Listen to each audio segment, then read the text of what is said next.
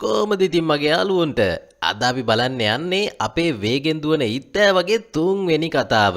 කලින් කතා ටික බලන්න බැරි වුණා නම් පහළ ඩිස්ක්‍රිප්ෂන් එකේ තියෙන ලින්ක් වලින් ඒවත් බලලෙන්න හොඳේ.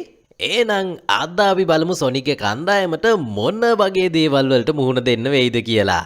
පොඩ්ඩක් ඉන්න. ඔයා තාමත් අපේ පවුලට එකතු වෙලා නැත්නම් ඔය සබ්ස්ක්‍රයිබ් බටන් එක ඔබලා එකතු වෙන්න අමතක කරන්නත් එපා හොඳේ. ඔන්න එහෙනම් ඔයාලගේ කතාව.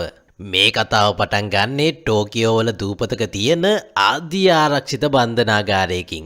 ඇයි මේකට මෙච්චර ආරක්ෂාවක් දීලා තියෙන්නේ? ඒකට හේතුව තමයි මේ බන්ධනාගාරයේ ඇතුලේ තියෙන බටයක් අස්සේ හිර කරලා තියෙනවා සොනික් වගේම කළු පාට ඉත්තෑවෙක්. එයාගේ නම තමයි ෂැඩෝ.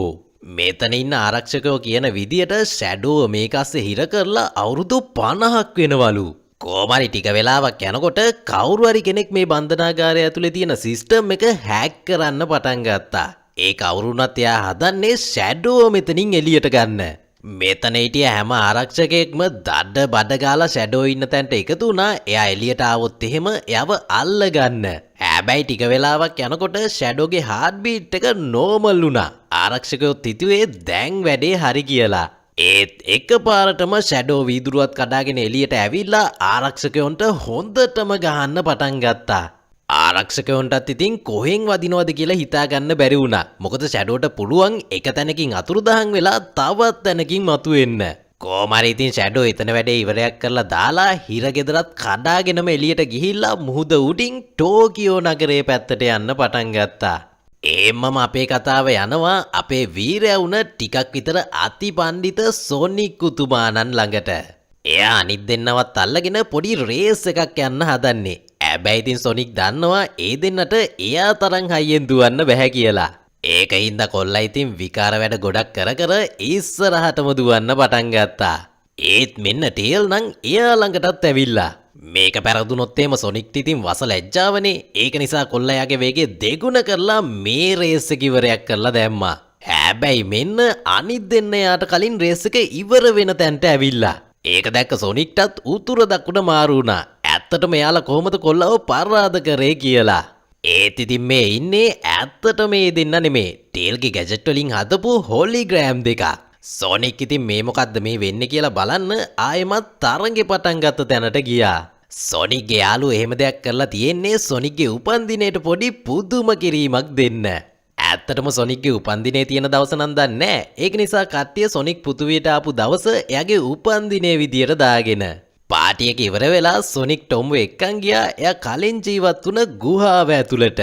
ටොම් මෙතෙන්දි දැක්කා සොනික් බිත්තිය ඇඳලා තියෙනවා ලෝන් ක්ලොක්ගේ පින්තූරයක්. සොනික් ඒක ඇඳලා තියෙන්නේ එයා මෙහෙට ආපු දවසෙමයි. එයා කොහෙන්ද ආවේ කියලා අමතක වෙයි කියලා හිතලා. ටොම් කිව්වේ ඔයා දැන් මේ ඉන්න විදියත් එක්ක එයා ඔයා ගැන ගොඩක් ආඩම්බර වෙයි කියලා.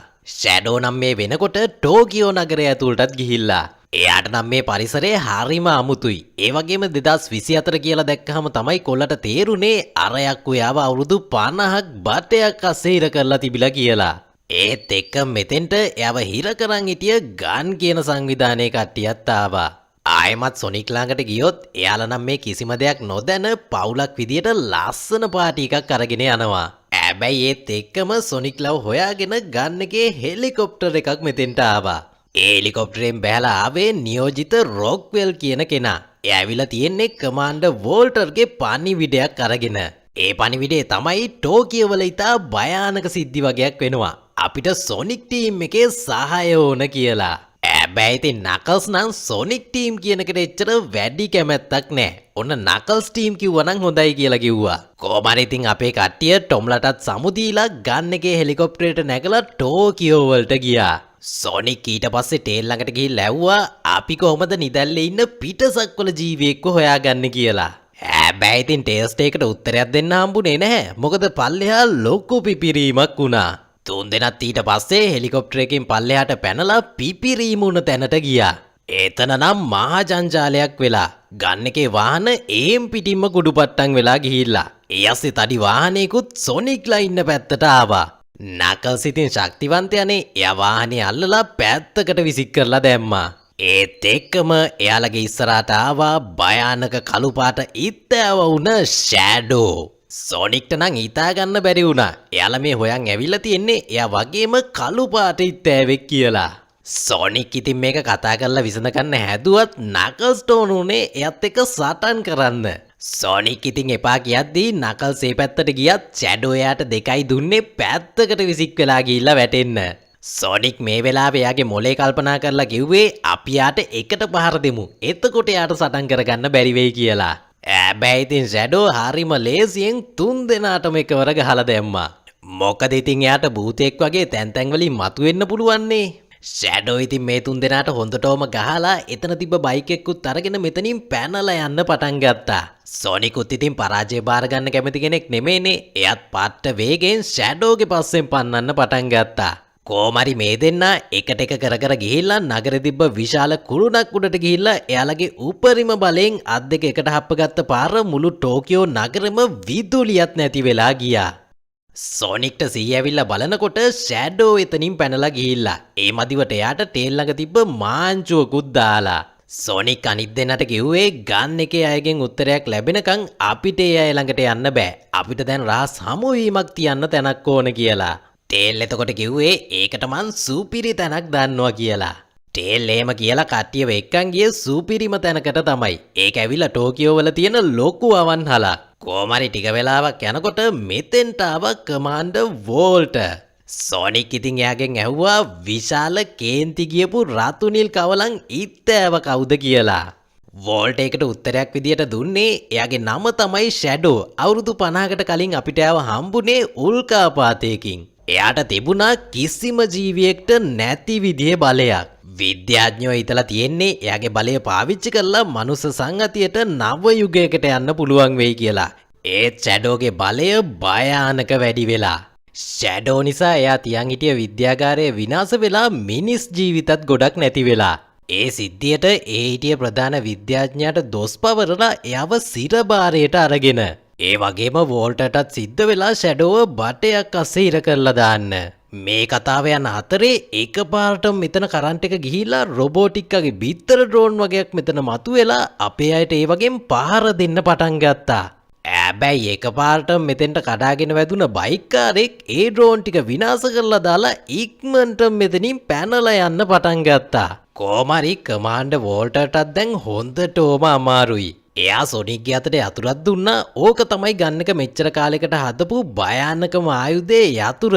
මට වෙන කාවත් විශ්වාස නැහැ. ඕක පන්න වගේ ඔයා ආරක්ෂා කරන්න කියලා. ඒත් එක්ක මෙතෙන්ට නියෝජිත රොක්වෙලුයි ගන්න එකේ සෙට් එකයි ආවා. රොක්වෙල් වෝල්ට ළඟ තිබ්බ යතුර හෙව්වත් එයාට ඒක හම්බුනේ නෑ. එයාට හම්බුනේ සොනික්ලා මෙතන ඉඳන් ගහපු ෆොටෝ එකක් විතරයි. රොක්වෙල් ඉතින් ඒ තුන්දෙනාව සැක් කරන්න පටන් ගත්තා මේ වැඩේ කරන්න නැත්තේ ඒ තුන්දෙනා කියලා. අනික් පැත්තෙන් සොනික්ගේ ටීම් එක බයික් ඩයල් එක පස්සෙන් ගිහිල්ලා එයාව එක තැනකදී කොටු කරගත්තා. හොඳම වැඩේ කියන්නේ ඒ බයික්කාරයා තමයි රොබෝටික්කගේ ගෝලයා වුණ ස්ටෝන්. ටේල් ඊට පස්සේ පොරගෙන් ඇව්වා තමුන් ඇයි ෂැඩෝව නිදහස් කරේ කියලා. ස්ටෝන් එතකොට කිව්වේ ඔයා මේ මොනවද කියන්නේ? අපි කොහොමත් මේ එහෙමේ දුවන ඉත්තෑවොන්ට කැමති නැහැ. මේකට මගේවත් මගේ ලොක්කගේවත් කිසිම සම්බන්ධයක් නැහැ කියලා. ස්ටෝන් ඉතින් ඒක අපිට ඔප්පු කරලා පෙන්වන්න පුළුවන් කියලා වතුර යට තිබ්බ විශාල කක්කොටු යානයක් උඩට අරගෙන අපේ තුන්දෙනාටත් ඒක ඇතුළට ආරාධනා කරා. අනිත් හොඳම වැඩේ තමයි රොබෝටික තාමත් පන පිටින් ඉන්නවා. හැබැයි දැන් නම් පොර එච්චරම හොඳ තත්ත්වයක නෑ. ලොකු බඩගෙඩියකුත් ඇවිල්ලා. සොනික්ට නම් ඉතින් හිතාගන්න බැරි වුණා රොබෝටික පන පිටින් ඉන්නවා දැක්කහම. කොහමරි ස්ටෝන් මේ වෙලාවේ රොබෝටික්කට කිව්වා අපිට ලොකු ප්‍රශ්නයක් තියෙනවා. ඔයාගේ තාක්ෂණය පාවිච්චි කරලා ඔයා වගේ පෙනේ හිටින හොරෙක් ඉන්නවා කියලා. රොබෝටික්කටත් ඒකට හොඳටම මල පැනලා එයා හොයලා බැලුවා එයාගේ බිත්තර ඩ්‍රෝන් තව කොහෙද තියෙන්නේ කියලා. මේම ටික වෙලාවක් හොයනකොට රොබෝටික්කට පුළුවන් වුණා ඒව තියෙන තැන හොයාගන්න. ටේල්සුත් මේ වෙලාවේ සොනික්ට කිව්වේ මම මේක කියන්න කැමති නෑ. හැබැයි අපි දෙගොල්ලොම පන්නන්නේ එකම කෙනෙක් පස්සේ වගේ. අපි දැන් එකතු වෙලා වැඩ කරන්න ඕන කියලා. සොනිකුත් ඒක අහලා රොබෝටික්ක ළඟට ගිහිල්ලා කිව්වා පේන විදියට අපිට හවුල්කාරයෝ වෙන්න වෙනවා කියලා. රොබෝටික්කත් වැඩේට කැමති වුණා. හැබැයි එක කොන්දේසියක් උඩ. ඒ තමයි සොනික්ගේ කටුවක් එයාට දෙන එක. මොකද එයා හරි ආසයිනේ එකෙන් කරන්ට් එක වද්ද ගන්න. ස්ටෝන් ඊට පස්සේ රොබෝටික්කගේ කොණ්ඩේ රැවුලේම කපලා දීලා එයාගේ පරණ පෙනුම ආයෙමත් අරගෙන දුන්නා. ආයෙමත් ෂැඩෝ ළඟට ගියොත් එයා මේ වෙලාවේ ගිහිල්ලා එයාව ඉස්සර වෙලාම තියන් හිටිය එයා අතින් විනාශ වුණ විද්‍යාගාරේ පැත්තට. ඒ විද්‍යාගාරේ තියෙන්නේ තඩි කන්දක් ඇතුලේ. ෂැඩෝ මේක ඇතුලේ ඇවිද ඇවිද ඉන්නකොට එයාට හම්බුණා පරණ සපත්තුවක්. ඒකෙන් කොල්ලගේ මතකය අවුරුදු 50ක් ආපස්සට ගියා. ඒ මතකයේ විදියට මරියා කියලා පුංචි කෙල්ලෙක් මේ කඳ උරට ඇවිල්ලා තියෙනවා. එයා ඇවිල්ලා මෙතන හිටිය ප්‍රධාන මහාචාර්යතුමාගේ මිනිබිරිය. මරියා මේම ඇතුළට යනකොට එයා දැක්කා බතයක් අස්සේ දාලා ඉන්න ෂැඩෝව. දෙන්න ඉතින් එතෙන්දි යාළු වෙලා කඳුර ඇතුලේ පිස්සු වැඩ හෙන්න තෝගයක් කරා. දවසක් මරියා එයාව කාටත් හොරෙන් කඳුරෙන් එළියට අරන් ගිහිල්ලා එයත් එක්ක තරු බලන්න පටන් ගත්තා. මේම ඉන්න ගමන් මරියා ඈත තියෙන තරුවක් පෙන්නලා ෂැඩෝට කිව්වා ඒ තරුවේ එළිය පෘථුවියට ළඟා වෙන්න අවුරුදු 100ක් ගත වෙනවා. ඒ එළිය පෘථුවියට ලං වෙනකොට සමහර විට ඒ තරුව විනාශ වෙලා තියෙන්නත් පුළුවන්. ඔයත් මේ ලෝකෙට එන්නේ නැත්තේ ඒ වගේ තරුවකින් නේද කියලා. ෂැඩෝ නම් ඉතින් හරිම දුකෙන් කිව්වේ මං කොහෙන් ආවද කියලාවත් මං කවුද කියලාවත් මට මතක නැහැ කියලා. මාරියා ඉතින් කොල්ලව පොඩ්ඩක් සනසලා කිව්වා දුක් වෙන්න එපා. මේක තමයි දැන් ඔයාගේ ගෙදර. මං තමයි ඔයාගේ හොඳම යාළුවා කියලා. ඒත් එක්කම කතාව ආයෙමත් වර්තමාන ෂැඩෝ ළඟට එනවා. ෂැඩෝ ඉතින් මෙතෙන්ට වෙලා දුක් වෙවි ඉන්නකොට තවත් කෙනෙක් මෙතෙන්ට ආවා. ඒ වෙන කවුරුත් නෙමේ ෂැඩෝගෙන් පරීක්ෂණ කරපු ප්‍රධාන මහාචාර්යතුමා. ෂැඩෝ ඉතින් හරිම දුකෙන් එයාට කිව්වේ මරියාව එයාගේ හිතින් අමතක කරන්නම බැහැ කියලා. මහාචාර්යතුමත් ඒකට පොඩ්ඩක් පොහොර දාලා කිව්වේ අන්න ඒක නිසා තමයි අපි මේ දේ කරපු හැමෝගෙම පලි ගන්න ඕන කියලා. ඒ කතාව යන අතරේ සොනික් ටීම් එකත් මායා මුද්දක් පාවිච්චි කරලා මේ විද්‍යාගාරය ළඟටම ආවා. රෝබෝටික්කත් ඉතින් දොර ළඟට ගිහිල්ලා ඒක අතපත ගාලා වැඩර වගේ කිව්වා මේක පාට්ටම ඝනකම දොරක්. මේක අරින්න මට ටික වෙලාවක් යයි කියලා. හැබැයි ඉතින් අපේ නකල්ස් ඒ ටික වෙලාව නම් ඉවසුවේ නෑ. දොරට එකයි ගැහුවේ කඩාගෙනම වැටෙන්න. ෂැඩොත් ඒ සද්ද ඇහිලා ඒ පැත්තට යන්න හැදුවත් මහාචාර්යතුමා කිව්වේ කලබල වෙන්න එපා. මම එයාලා එනකන් තමයි බලන් හිටියේ. අපි යාලට උණුසුම් පිළිගැනීමක් දෙමු කියලා. අනිත් පැත්තෙන් ඇතුළට ආපු සෙට් එකෙන් මෙතන හැටි දැකපු නකල්ස් පොඩ්ඩක් විතර බය වෙලා ඉන්නේ මෙතන හොල්මන් ඇති කියලා හිතලා. මොකද පොර කොච්චර වීරයා වුණත් හොල්මන් වලට බයයි. කොහමරි මේම ඉස්සරහට ගියපු සෙට් එකට හම්බුණා පාරවල් 3ක්. රොබෝටික්ක නම් කිව්වේ අපි බෙදිලා ගිහිල්ලා මේක ගැන හොයමු කියලා.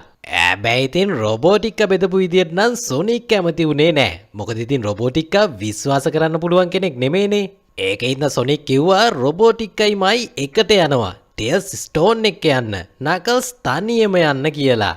නකල්ස් ඉතින් හොල්මන් වලට බයේ ගිහිල්ලා අන්තිමේටම යා ෂැඩෝට අහු වුණා. එයා විතරක් නෙමේ ටේලු ස්ටෝනුයි දෙන්නත් ෂැඩෝට අහු වුණා. මේ කිසිම දෙයක් දන්නේ නැති රොබෝටික්කටයි සොනික්ටයි පුළුවන් වුණා ෂැඩෝයි මරියයි ජීවත් වුණ කාමරේ හොයාගන්න. හැබැයි ඉතින් සොනික්ටත් ඒව වැඩි වෙලා බලන්න හම්බුනේ නැහැ. එයාවත් ෂැඩෝ අල්ලගත්තා. අනිත් පැත්තෙන් රොබෝටික්කට නම් එයාගේ නැති වුණ බිත්තර ඩ්‍රෝන් ටික හම්බ වෙලා. රොබෝටික්කත් ඉතින් පාට්ටම සතුටින් ඒ ටික ළඟට යනකොටම අර මහාචාර්යවරයා එයාගේ ඉස්සරහට ආවා. ඒ ඩයල් එකත් ඇවිල්ලා රොබෝටික්කා වගේම කෙනෙක්. අනිත් හොඳම වැඩේ තමයි මේ ඉන්නේ රොබෝටික්කාගේ සීයාලු. රොබෝටික්කටත් ඉතින් එකවරේක විශ්වාස කරන්න බැහැනේ. ඒක නිසා එයා ප්‍රශ්න එන ගොඩක් අහලා අන්තිමේට තහවුරු කරගත්තා මේ ඉන්නේ එයාගේම සීයා කියලා. කොහමරි සීයා අවුරුදු 50ක් තිස්සේ අධි ආරක්ෂිත හිරගෙදරක හිර කරලා ඉඳලා තියෙන්නේ. දැන් එයාට ඕන ගන් එකෙන් ඒකේ පලිය අරගන්න. ෂැඩොත් ඉතින් අල්ලගත්ත අපේ තුන්දෙනාව තඩි දන් වැලක් දාලා බැඳලා දාලා. ඒ මදිවට රොබෝටික්කත් එක්ක සීයත් මෙතෙන්ට ආපු නිසා සොනික් හොඳටම කලබල වුණා. එක රොබෝටික්ෙක් මදිවට දැන් දෙන්නෙක්ම ඉන්නවා කියලා. ෂැඩෝ මේ වෙලාවේ සීය පප්පගේ කීම අනුව සොනික්ව පරීක්ෂා කරලා වෝල්ට එයාට දුන්න යතුර අතට අරගත්තා. ඒ යතුර ඇවිල්ලා විශාල කාලතුවක්කු යානයක් පණ ගන්වන්න පුළුවන් යතුරක්. ඒක හදන්න ගන්න එකට දැනුම දීලා තියෙන්නෙත් මේ සීය පප්පම තමයි. ඒකෙන් පෘථිවියේ ඕන තැනකට නිවැරදිව පහර දෙන්න පුළුවන්ලු. සීයා කියන විදියට එයාලා ඒකෙන් පහර දෙන පළවෙනි ඉලක්කය තමයි ගන්න එකේ ප්‍රධාන මූලස්ථානය. සොනික් නම් කිව්වේ ඒ වගේ පහර දීමකින් අහිංසක මිනිස්සුන්ගේ ජීවිත ගොඩක් නැති වෙන්න පුළුවන් කියලා. හැබැයි ඉතින් සීයා පප්පා නම් ඒව කනකටවත් ගත්තේ නැහැ. එයා රොබෝටික්කට කිව්වේ මේ යානේ පණ ගන්වන්න මේ වගේ යතුරු දෙකක් ඕන. අනිත් යතුරු තියෙන්නේ ගන්න එක ඇතුලේ. මේ අතුරු දෙකම මගේ වුණාම මට යානය පාලනය කරන්න අයිතිය ලැබෙනවා කියලා. සොනික් ඊට පස්සේ ෂැඩෝටත් කිව්වා එයාලට මේක කරන්න ඉඩ දෙන්න එපා කියලා. හැබැයි ෂැඩෝ ඉන්නේ තරහයි. එයාව අවුරුදු 50 කිර කරලා තියපු එකටයි මරියාව එයාගෙන් වෙන් කරපු එකටයි. ඒක නිසා එයා සොනික් කියන කිසිම දෙයක් ඇහුවේ නැහැ. ෂැඩෝ ඊට පස්සේ මෙතෙන්ට අමුතු ගැජට් එකක් අතෑරලා දාලා රොබෝටික් කලත් එක්ක පිට වෙලා ගියා. ඒ දාලා ගිය ගැජට් එක ලේසි පහසු ගැජට් එකක් නෙමේ. ඒකෙන් මෙතන කළු කුහරයක් හැදිලා හැම දෙයක් මේක ඇතුළට ඇදලා ගන්න පටන් ගත්තා. සොනික්ලත් ඒක ඇතුළට යන්න ඕන්න මෙන්න තියලා මායා මුද්දක් පාවිච්චි කරලා 99න් එතනින් ගැලවුණා. අනිත් හොඳම වැඩේ තමයි ඒ කළු කුහරයට විද්‍යාගාරය විතරක් නෙමේ කන්දෙනුත් භාගයක් ඇදිලා ගියා. රොබෝටික් කලා ඉන්න පැත්තට ගියොත් ස්ටෝන් ගන් මූලස්ථානයට යන්න පාර සකස් කරලා අර ඩබල්ට කිව්වා අපිට එහෙට යන්න පැය 4ක් ගත වෙනවා කියලා. සීය පප්පා ඒක අහලා රොබෝටික්කට කිව්වේ එහෙනම් අපිට කාලය තියෙනවා එකිනෙකාව අඳුරගන්න කියලා. දෙන්න ඊට පස්සේ VR එකක් දාගෙන ඒ දෙන්නට ගත කරන්න බැරි වුණ කාලය ගත කරන්න පටන් ගත්තා. ඒකත් ඉතින් හරිම විකාර විදියට. හැබැයි ඉතින් ස්ටෝන් නම් ඒකට එච්චර සතුටින් නෙමේ හිටියේ. මොකද එයාට තේරුණා සීය පප්පා නිසා රොබෝටික් කෑව දැන් එච්චර ගණන් ගන්නෙ නැහැ කියලා. එතකොට ටොම් මොනව කරනව ඇත්ත? එයයි මැඩී නම් සොනික්ලා නැතුව හෙන සතුටින් කාලේ ගත කරනවා වගේ. හැබැයි ටික වෙලාවක් යනකොට මායා මුද්දක් පාවිච්චි කරලා ඒ තුන් දෙනත් මෙහෙට ආව එයාලට ටොම්ගේ උදව් ඕන කියලා. ඒ දෙන්නත් සතුටින් ඉන්නා වගේ පෙන්නුවට සොනික් නැතුව පාට දුකෙන් ඉඳලා තියෙන්නේ. ඒක නිසා ඒ දෙන්නත් මේ වැඩේට ඒකෙන්ම කැමති වුණා. දැන් මෙයාලට කරන්න තියෙන්නේ රොබෝටික්කට කලින් ගන්න එක ඇතුළට පැනලා යතුර උස්සන එක. හැබැයි ඉතින් ඒකත් ඊතන තරම් ලේසි වැඩක් නෙමේ. මොකද මේ ගන්න එකේ ලොකු ආරක්ෂිත පද්ධතියක් තියෙනවා. ටේල් කියන විදියට ඉස්සර වෙලාම ලේසර් වලින් හදපු ෂීල්ඩ් එකක් පහු කරන්න ඕන. ඒකට අවුනොත් එහෙම අඟුරු වෙලා තමයි නවතින්නේ. ඒ කියන්නේ ඉතින් සොනික්ටත් ඇතුළට යන්න බෑනේ. ඒක නිසා ටොම්ටයි මැඩීටයි කරන්න තියෙන්නේ ෂේප් එකේ ඇතුළට රිංගලා සර්වර් රූම් එකට ගිහිල්ලා USB ඩ්‍රයිව් එකක් ඒකට හයි කරන එක විතරයි. එතකොට ටේල්ට පුළුවන් ටික වෙලාවකට ෂීල්ඩ් එක වහලා දාන්න. ඒකෙන් ඇතුළුනා කියලා වැඩේ ලේසි නෑ. ලේසර් ගොඩකුත් පහු කරන්න වෙනවා. ඒකත් කොහොමරි පහු කරා කියමුකෝ. එතනින් එහා පැත්තේ මොන වගේ දේවල් තියෙනවද කියලා කවුරුවත්ම දන්නේ නැහැ. මැඩි මේ වෙලාවේ කිව්වා ඕකට වඩා ලේසි නැද්ද සොනික් හරිතමැණික පාවිච්චි කරලා රත්තරන් දෙවි මූඩ් එකට ගිහිල්ලා ඕක අරගෙන එන එක කියලා. හැබැයි සොනික් කිව්වේ ඒක හරියන්නේ නැහැ. මොකද අපි එකිනෙකාට පොරොන්දුනා ආයේ ඒක පාවිච්චි කරන්නේ නැහැ කියලා. අනික ඒක හංගලා තියෙන තැන දන්නේ නකල්ස් විතරයි කියලා. නකල්ස් එතකොට කිව්වේ හරිතමැණික ආරක්ෂකයා විදියට ඒක මගෙන් ගන්න හදන ඕනම කෙනෙක් මගේ පරම හතුරා වෙනවා කියලා. ඒක ආපු මැඩිත් කිව්වේ එහෙනම් ඒක ඕනේ නැහැ කියලා. තවත් පැත්තකින් රොබෝටික්ගේ සෙට් එකත් ගන් මූලස්ථානයේ තියෙන ලන්ඩන් වලට ගිහිල්ලා. ෂැඩෝට නම් ඒක දැක්ක ගමන් එයාගේ පලිය ගන්නම ඕන වුණා. හැබැයි සීයා පප්පා කිව්වේ ඒකට ඉවසලා ඉන්න. මමයි රොබෝටික්කයි ඇතුළට ගිහිල්ලා යානාවේ යතුරු ගන්නම්. ඔයා ස්ටෝන් එක කකුළු යානාවට වෙලා ඉන්න කියලා. අනිත් පැත්තේ මේ වෙනකොට සොනික්ගේ ටීම් එකත් මූලස්ථානයේ ළඟට ඇවිල්ලා. ටොමොයි මැඩි දෙන්න ටේල්ස්ගේ ගැජට් එකක් පාවිච්චි කරලා මැඩිගේ අක්කයි මහත්තයයි විදියට වෙස්වලාගෙන ආරක්ෂකයනුත් ගොනාට ඇන්දලා සර්වර් රූම් එක ඇතුළට රිංග ගත්තා. හැබැයි ඉතින් එයාලා ඒක ඇතුළට යනකොට පොඩ්ඩක් විතර පරක්කු වැඩි. මොකද ටොම්ලා පෙන් එක ගහපු තැනට එහා පැත්තේ සර්වර් එකේ රොබෝටික්ගේ පෙන් එකක් තියෙනවා. ඒ කියන්නේ ඒ ඩබල මෙයාලට කලින් ඇතුළට ගිහිල්ලා. ඒ මදිවට ඒ දෙන්න ඇඳන් ඉන්න ඇඳුම් වලට ලේස කිරණ පරාවර්තනය කරන්නත් පුළුවන්. ඒක නිසා ඒ දෙන්න ලේසියෙන් මේ තැන පහු කරලා දැම්මා. එළියේ හිටිය සොනික්ට මේක තව දුරටත් බලාගෙන ඉන්න බැරි වුණා. එයා ෂීල්ඩ් එක වැහෙන්න කලින් ටේස්ගේ උදව්ත් ඇතුව ෂීල්ඩ් එකෙන් එහා පැත්තට පැනගත්තා. ඒ විතරක් නෙමෙයි කඩාගෙන බිඳගෙන රොබෝටික්කලා ඉන්න තැනටත් ගියා.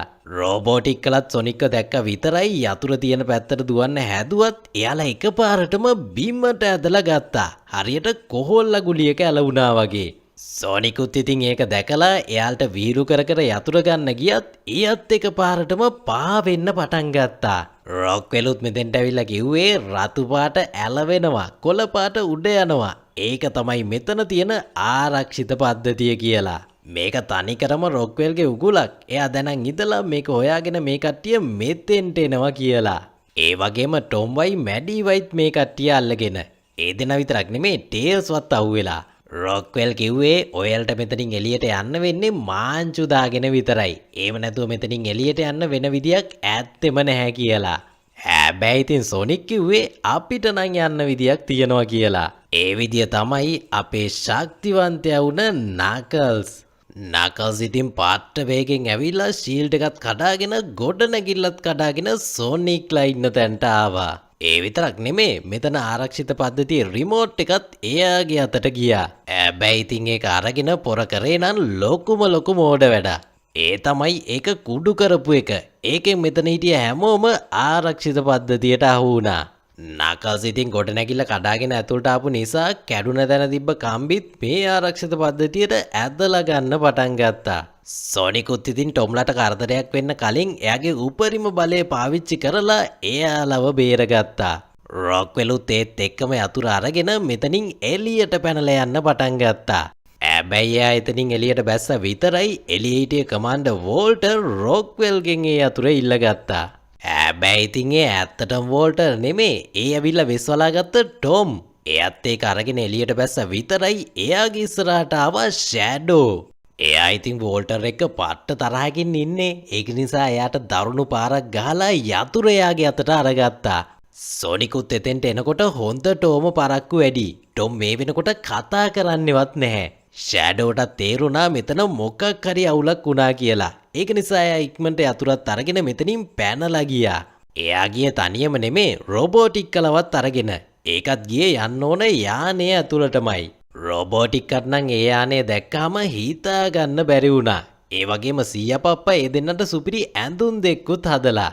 ස්ටෝන් මේ වෙලාවේ රොබෝටික්කට කෝල් කරලා කිව්වා ඔයාගේ සීයා අපෙන් මොනවා හරි දෙයක් හංගනවා. මොකද මම ෂැඩොත් එක්ක කතා කරනකොට එයා සැලස්ම ගැන කිව්වේ වෙනස් දේවල් ටිකක් කියලා. හැබැයි ඉතින් මෝඩ රොබෝටික්කා හිතුවේ ස්ටෝන් මේ දේවල් කියන්නේ එයාගේ සීයාත් එක්ක තියෙන ඉරිසියාවට කියලා. ඉතින් අපේ මෝඩ රොබෝටික්කා එයාට හොඳටම බැනලා එයාව රස්සාවෙනුත් අස් කරලා දැම්මා. ඊට පස්සේ ඩබල යතුරු දෙක දාලා ගන් මූලස්ථානයේ ළඟ තිබ්බ ගඟ ඇතුලෙන් යානේ උඩට අරගෙන ආහස පැත්තට අරන් යන්න පටන් ගත්තා. සොනික්ලත් ඒ විශාල යානේ දිහා පුදුම වෙලා බලාගෙන හිටියා. කොහමරි ඉතින් ටොම්ටත් හොඳටම අමාරු නිසා එයාව මැඩිත් එක්ක හොස්පිටල් එකට පිටත් කරලා යවුවා. හොඳටම මල පැනලා ඉන්න සොනික් තීරණයකට ආවා හරිත මැණික පාවිච්චි කරලා ෂැඩෝව නවත්තලා දාන්න. හැබැයි නකල්ස් නම් ඒකට කැමති වුණේ නැහැ. මොකද සොනික් එක පාවිච්චි කරන්න හදන්නේ පලි ගැනීමකට නිසා. කොහොමරි මේකට දෙන්න අතර පොඩි කතා බහක් ගිහිල්ලා රණ්ඩුවකුත් යන්න හැදුවා. හැබැයි නකල්ස් මේ වෙලාවේ යාගේ තරහ පාලනය කරගෙන සොනික්ට කිව්වා මම ඔයාට එක තියෙන තැන කියන්නම්. හැබැයි ඔයාට සිද්ධ වෙනවා ඒ තැනට ගිහිල්ලා මැණික ආරක්ෂා කරන නිර්භීත රණශූරයත් එක්ක සටන් කරන්න කියලා. හොඳම වැඩේ කියන්නේ ඒ නිර්භීත රණශූරයා තමයි වෙඩ්. එයා මැණික තියාගෙන හොකී ගහනවා. සොනික් ඉතින් එතෙන්ට ගිහිල්ලා ඒ පොරගෙන් ඒක අරගෙන සුපර් සොනික් වෙලා යානය පැත්තට යන්න පටන් ගත්තා. රොබෝටික්කලත් මේ වෙනකොට යානය අභ්‍යවකාශයට අරන් ගිහිල්ලා පෘථුවියට පහර දෙන්න ලෑස්ති වෙලා ඉන්නේ. ෂැඩෝට නම් දැන් මේ වැඩේ ගැන එච්චර පැහැදීමක් නැහැ. ඒක නිසා එයා මහාචාර්යතුමාගෙන් ඇහුවා ඇත්තටම මරියට ඕන කලේ මේ දේමද කියලා. මහාචාර්යතුමා ඉතින් ආයෙමත් එයාගේ ඔළුවට දාන්න පටන් ගත්තා මේක මරියට ඕන කරපු දේ නෙමෙයි. මරියට කරපු දෙයට උන්ට ලැබෙන්න ඕන දේ කියලා. ඒක ආපු ෂැඩෝගේ මතකය ආයෙමත් අවුරුදු 50ක් පිටිපස්සට යන්න පටන් ගත්තා.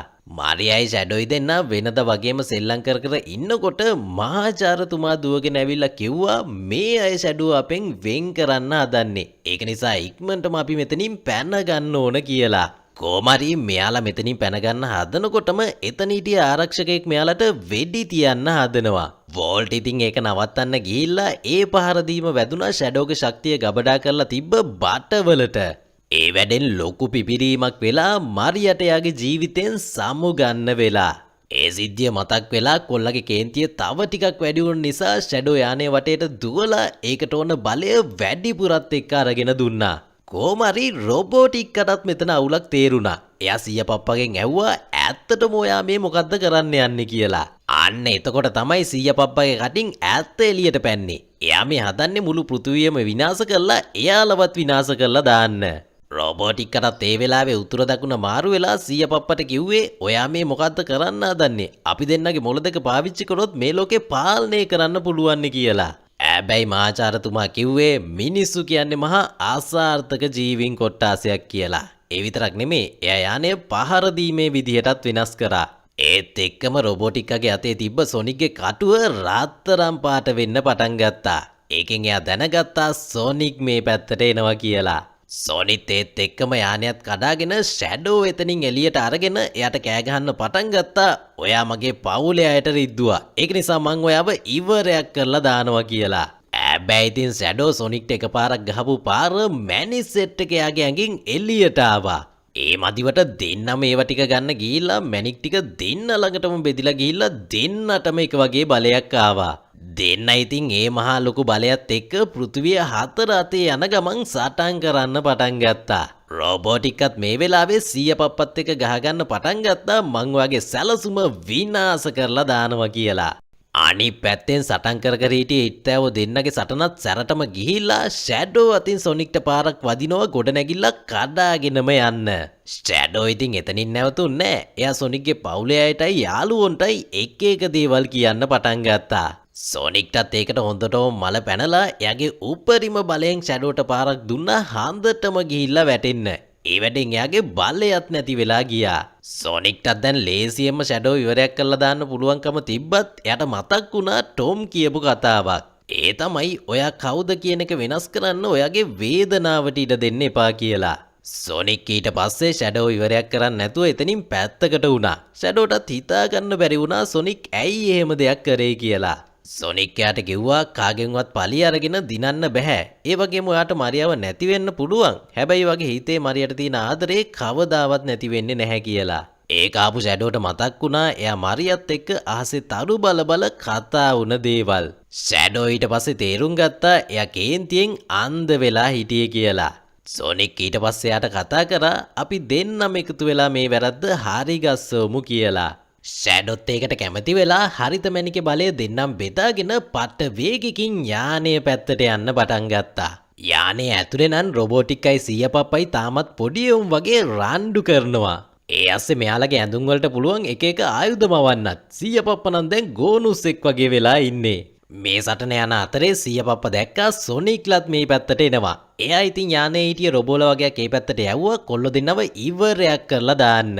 හැබැයි ඉතින් ඒ ඩබල කිසිම ගානක් නැතුව ඒ රොබෝලා සෙට් එකව කුඩු පට්ටම් කරන්න පටන් ගත්තා. සීය පප්පත් දැන් හදන්නේ රොබෝටික්කව යානෙන් එළියට ඇදලා දාලා එයාගේ සීන් එක මෙතනින් ඉවරයක් කරලා දාන්න. හැබැයි ඉතින් රොබෝටික්කගේ වෙලාවට ටේල්සුයි නකලුයි දෙන්න මෙතන මතුවෙලා එයාගේ පන බේරගත්තා. අනික් හොඳම වැඩේ තමයි රොබෝටික්ක යාළඟ තිබ්බ සොනික්ගේ කටුවෙන් සීය පප්පගේ පස්ස පැත්තට යන්න එතන තිබ්බ බල රවුමටම ගිහිල්ලා වැටෙන්න. ඒ කරපු වැඩෙන් සීය පප්පා දූවිලි වෙලාම ගියා. ඒත් දැන් මේ කාලතුවක්කුවෙන් පෘථිවියට පහර දෙන්න ඕන්නම එන්න තියෙන්නේ. ටේල්ස් නම් කිව්වේ අපි මේක කොහොම හරි නවත්තන්න ඕන කියලා. රොබෝලට පහර දෙදී හිටිය ඩබලත් මේ සීන් එක දැක්කා. ඒක නිසා ඒ දෙන්නා සම්පූර්ණයෙන්ම රොබෝලා විනාශ කරලා යානාව පැත්තට යන්න පටන් ගත්තා. ඒ විතරක් නෙමේ ඒ දෙන්නගේ බලයෙන් ලේසර් කිරණ පෘථිවියට යන්න එකත් නැවැත්තුවා. හැබැයි ඉතින් වැඩි වෙලා නම් ඒ දෙන්නට ඒක අල්ලන් ඉන්න බැරි වෙයි. ටේලුත් පාලක පුරව ළඟට ගිහිල්ලා කිව්වේ වෙඩි තිබ්බට පස්සේ මේක නවත්තන්න විදියක් අපිට නැහැ කියලා. ඒත් රොබෝටික්කා කිව්වේ ඒක ඇත්ත. හැබැයි අපිට මේක පෘථිවියෙන් වෙන පැත්තකට හරවන්න පුළුවන් කියලා. ඊට පස්සේ රොබෝටික්කයි ටේලුයි එකතු වෙලා යානය පෘථිවියෙන් වෙන පැත්තකට හරවන්න පටන් ගත්තා. කොහොමරි යාලා උත්සාහ කරලා පාත්ත ගේමක් දීලා එයාලා එක වෙන පැත්තකට හරවලා දැම්මා. හැබැයි ඉතින් ඒ හරවපු පාරට හදේ යට කෑල්ල නම් දෙකටම කැපිලා ගියා. ටේල් මේ වෙලාවේ දැක්කා සොනික්ටත් සීය නැති වෙලා පට්ට වේගකින් පෘථුවිය පැත්තට යනවා. ටේල් ඉතින් එයා ළඟ තිබ්බ අන්තිම මුද්දත් අරගෙන නකල්ස්ගේ උදව්ත් ඇතිව පාරට වැටෙන සොනික් ළඟට යන්න පටන් ගත්තා. ෂැඩොත් ඒත් එක්කම රොබෝටික්ක ළඟට ගිහිල්ලා ඇහුවා මේ යානයට මොකක්ද වෙන්නේ කියලා. රොබෝටික්කා කිව්වේ මේක ඕවර්ලෝඩ් වෙලා තියෙන්නේ. මේක දැන් කොයි වෙලාවෙ හරි පුපුරනවා. ඒකෙන් පෘථිවියට විකිරණශීලී වායු ගෝලයක් එකතු වෙනවා. භෝග නැති වෙන මිනිස්සුන්ගේ මස් දිය වෙන වැස්සක් ඇති වෙනවා කියලා. ෂැඩෝ ඊට පස්සේ කිව්වා මේක ස්ථාවර කරලා මට පුළුවන් තරම් කාලය අරගෙන දෙන්න. මම මේ යානේ පෘථිවියෙන් ඈතට තල්ලු කරන්නම් කියලා. රොබෝටික්කගේ ජීවිතෙත් මේකෙන් නැති වෙනවා කියලා එයා දැනගත්තත් එයා ෂැඩෝට උදව් කරන්න කැමති වුණා. ෂැඩෝ ඊට පස්සේ එළියට ගිහිල්ලා එයාගේ උපරිම බලය දාලා යානය පෘථිවියෙන් ඈතට තල්ලු කරන්න පටන් ගත්තා. රොබෝටික්කත් යානය ස්ථාවර කරන ගමන් පෘථිවියේ ඉන්න ස්ටෝන්ට පණිවිඩයක් ඇව්වා මට මේ ලෝකය පාලනය කරන්න බැරි නම් මං ඒක බේර ගන්නවා කියලා. ටේල්ටත් මේ වෙලාවේ පල්ලෙහාට යන වේගෙත් එක්ක සිහි නැති වෙන්න පටන් ගත්තා. හැබැයි යාළගේ පස්සෙන් ආපු නකල්ස් ඒ දෙන්නවම බේරගත්තා. කොහොමරි මේම ටික වෙලාවක් යනකොට රොබෝටික්කයි ෂැඩෝයි එක්කම යානය සම්පූර්ණයෙන්ම පිපිරලා ගියා. සොනික් ටීම් එකටත් හිතාගන්න බැරි වුණා ඒ දෙන්න පෘථිවිය වෙනුවෙන් දිවි පිදුව කිව්වහම. සොනික්ලට විතරක් නෙමේ ස්ටෝන්ටත් ඒක හිතාගන්න බැරි වුණා. කොහොමරි ඉතින් මේ විදියට කාලය ගෙවිලා ගියා. සොනික්ලත් ඉතින් ආයෙමත් කැලේට ගිහිල්ලා එයාලා පාටියේ ඉවර කරපු තැනින් ආයෙමත් පටන් ගත්තා. ඉතින් මේ විදියට සොනික් 3 වෙනි කතාව ඉවර වෙනවා. අලුත් කතාවකින් හම්බෙනකන් ඔයගොල්ලෝ හැමෝටම සුබම සුබ දවසක්.